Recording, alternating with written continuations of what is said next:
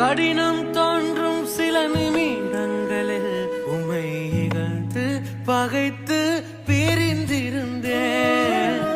நிலைகள் தடுமாறும் நொடி பொழுதில் உம்மை ஐயோ ஐயோ